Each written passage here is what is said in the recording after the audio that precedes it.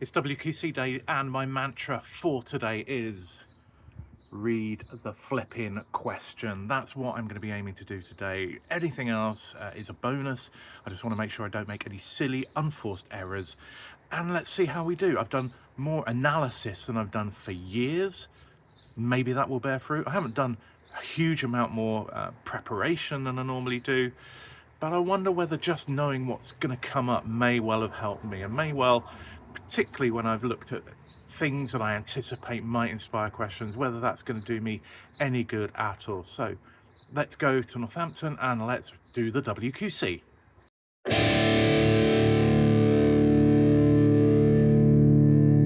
I was set up and ready to go, and if you want to know why the alphabet is on that pad of paper, then look at this video. So part one was culture, entertainment, history and media. This should, on paper, be my best half. But after an hour of quizzing, how would it all panned out?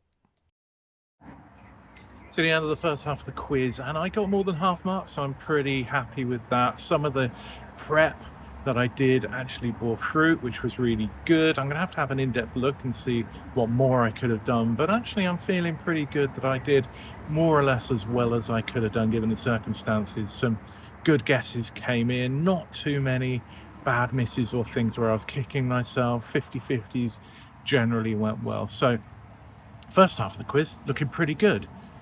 Second half of the quiz, generally not my best subject, so I'll have to do very well to maintain my more than 50% record that I did in the first half. But, you know, let's see how it goes. The second half was lifestyle, sciences, sport and games and world. Not my strongest subjects, but on occasion I've done pretty well on lifestyle. But all of them could either be a nightmare or fairly good for me. Which would it be? So that's the quiz done. The second half was brutally difficult. I had to work really hard to get the points that I did get. Sport, I just got the first 7 and then couldn't get anything. But the other subjects, I really fished some good answers out, so I'm quite chuffed with. And now I'm having to dash off, put on a shirt because we're going to a wedding do. So I'll reflect on it all tomorrow and see really what I can learn from today's World Championships. So for the record, here is how I did in each genre. In culture, I got 13 and was 349th. My best genre of the day, entertainment, I scored 19 and was 38th in the world.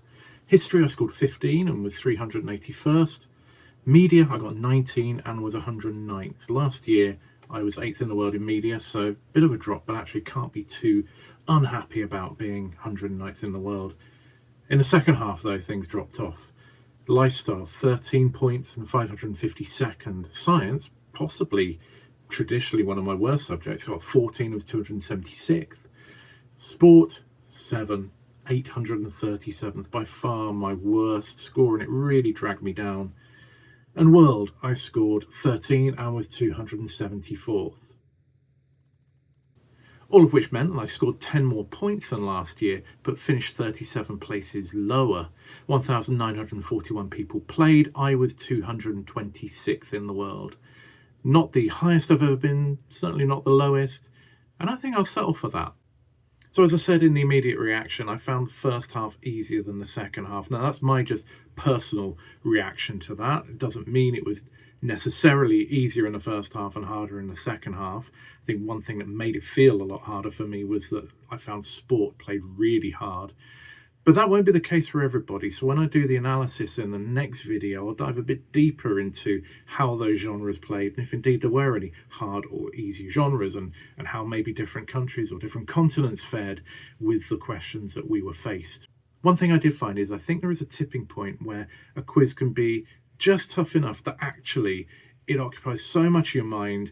There are so many questions you have to work on that you perhaps miss things you should have got. And I found that in the second half. Because the first half I found easier, it meant that I had more time to devote to those questions where there was a possibility of me fishing them out. Whereas in the second half, because I found it harder, I didn't have as much time for each of those questions and I didn't do so well on them. So overall, my score was down in the second half, partly because I just found it harder and it didn't work for me, but partly because I think that time pressure kicked in when that tipping point hit. So in a follow-up video, I'm going to try and analyze the questions and see if this year played any differently from the last 5 years, which we looked at in our study group and also in the videos, the prep videos that we did. What was really nice was that there are a number of questions where you could have got the answer if you've watched our videos in the past, from a video on UN Secretary Generals that could have got you Euthant, or our video on taxonomy, which could have got you phylum. It was great to see that there is useful stuff that we're putting out, and it comes through at the top level. Also, there are questions we put out for the benefit of our members on Patreon at patreon.com/allthingsquiz. Every month we have a quiz, and a number of things came up that we'd asked about in quizzes over the last couple of years, from the artwork Comedian to the band New Jeans, French prime ministers. It was just so nice to see that stuff come up, and again, our members could reap the reward of that. One thing that was really irking for me was in one of the videos we did a couple of years ago as WQC Prep, I said Japanese terms often come up, and things like the term for buying books but not taking them out of their wrappers. That came up this time. I didn't get it right. So it is one thing having these things in your prep, it's another thing remembering them. And that, of course, is the challenge of WQC. It is really, really hard. You've got to sort through the really difficult stuff you're never going to know, pick off the stuff that you absolutely should get, and in the middle ground, make those educated guesses and dredge things from the back of your mind. I think I did relatively well on that this year. I wouldn't say I really enjoyed the quiz, but I certainly didn't hate it, although I know some people did.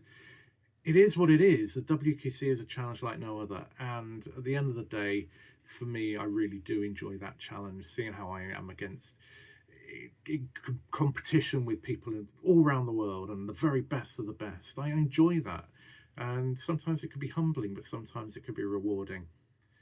If you played the WQC, what were your best gets? What were the worst misses? What were your thoughts on it? Tell us in the comments below. And if you've enjoyed this video, then don't forget to like and subscribe. And if you want to support the work of this channel, go to patreon.com/allthingsquiz. And you can support us, and you can take part in things like our monthly quizzes and our study group and stuff like that.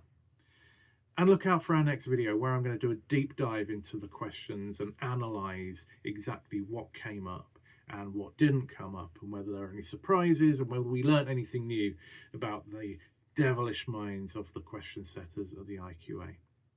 Until then, enjoy your quizzing, and we'll see you again soon.